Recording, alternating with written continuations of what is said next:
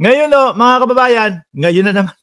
Yung magpinsan, nagbibirahan na po, mga bossing. Sinong magpinsan? Hindi ho si Pangulong Bongbong Marcos at hindi ho si Martin Romualdez. Ito po, magpinsan, mga kababayan.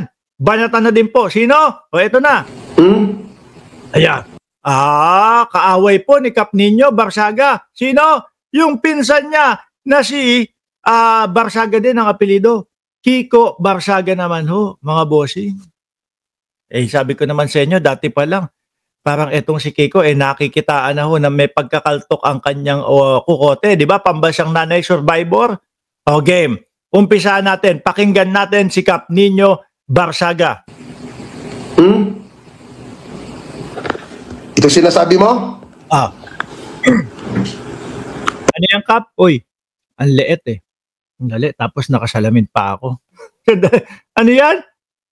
Hindi ko mabasa. Parang ang sinasabi dyan ni Kiko Barsaga, mga boss chief sir, ay suportahan mo muna ako. I-post mo muna ako.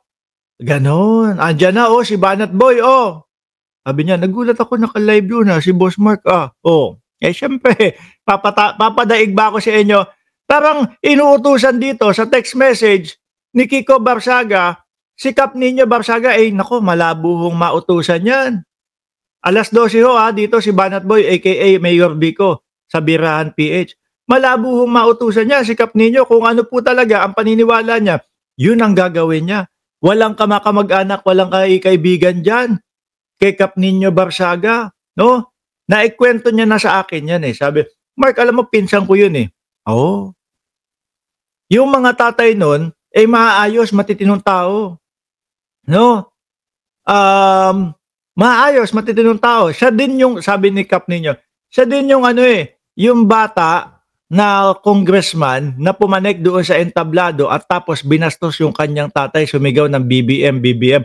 Although gusto ho natin yung ginawa ni Barsaga na nakasuporta dati kay Pangulong Bongbong Marcos, pero bilang isang magulang, hindi mo pa din dapat ginawa yun yung pambabastos doon sa mga magulang mo Di po ba? Meron namang isang lugar mga kababayan, na posible at maaari ninyong pag-usapan na, Nay, Tay, alam ko kayo kakamping. No?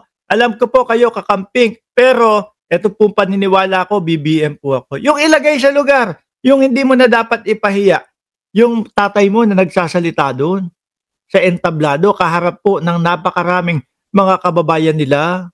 Di ba? Pag-isipan ko, mag-post ka muna ngayon na sumusuporta ka sa akin? Ha? Inuutusan. Si Kap Nino, malabo ho yung mautusan. Tawagan niya natin. Hindi, tawagan natin si Kap Nino. No? Para mas maliwanag mga kababayan. Para mas maliwanag, Kap Nino Barsaga. Nino Barsaga. Hindi uusapang ratbo-ratbo to, mga bossing, Baka mamaya sabihin nyo, kakausapin ni Mark Ramos, usapang ratbo. Hindi ho kami nag-uusap ng usapang ratbo ni Boss Nino. Bakit to, mga kababayan? Nakasama ko na isang beses yan Nakasama ko na isang beses si Kap Nino. Alam nyo kung ano nangyari, mga boss chief sir, tahimik. Ay, Kap Nino, anak ng tinapa, Wait, tatawag ako sa'yo. Wait. Hindi, ganito na lang. Suplado, binabaan ako. Tatawag daw siya sa akin. Sige, hintayin natin. Ayan na! Kap Nino! Ganito na lang. Ayan palatandaan na si Kap Nino, kalbo. Di ba? Kap! Uy, sandali lang! Nakalive ako. Sesendang kita ng hagdanan. Ano ang topic? Hindi, nakita ko kasi, tinext ka nung pinsan mo na si, Kiko Barsaga, Mukhang, mukhang inuutusan ka. Pwede ba?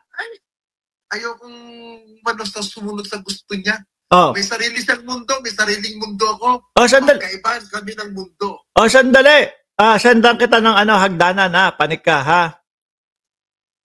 Yeah. Okay.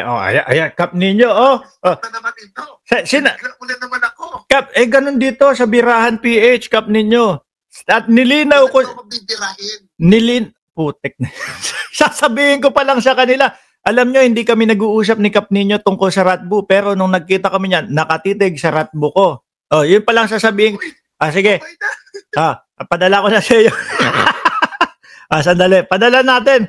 Mas maganda yung talagang biglaan na iniimbita natin sila. Tapos, yan.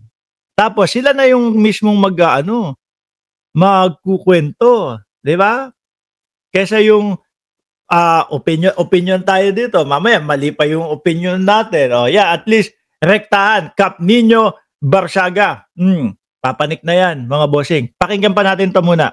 Ina mo! Uy! Grabe naman yun. Hindi ho para sa akin yun. Para ho yun kay Kiko Barsaga, mga kababayan. Yung mura na yun. Kasi nga, inuutusan siya nitong si Kiko. No, hindi sa akin yun. Grabe naman. Sakto naman doon sa Sabi ko pa naman, mga boss chief mo, sir, doon sa mga host natin sa Birahan PH, walang magmumura, Yun yung sinabi ko eh. Tapos biglang sabi ni Kap, minura si Kiko.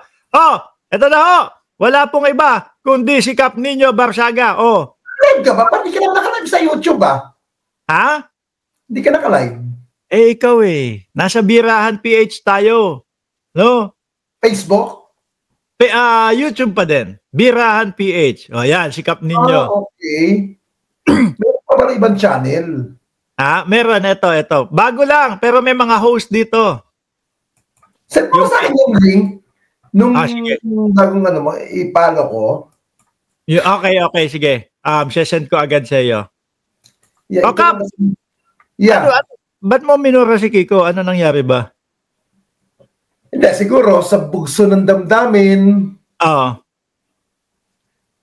Ayan. Hindi makapagsalita kasi bawal murahan. Hinahanap ko channel mo. Birahan PH. Birahan PH.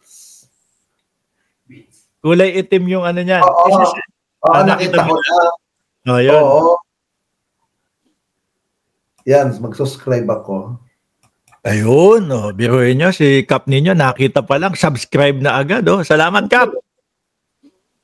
Pag ikaw ang walang problema, alam mo naman, mahal na mahal kita. Muama chuchup dyan. Yeah. Ano ba yung ating pag-usapan? Dumaan kasi doon sa dito sa team ko. Yung video mo, kalat ka Kalat sa Facebook tsaka sa TikTok Biglang nagmura ka kay Kiko Barsaga, may pinapakita kang text message. Ngayon, hindi ko mabasa kasi ang liit na. Ano ba yung nakasinulat niya doon? Maganda daw ako. Ay, alam naman namin yon.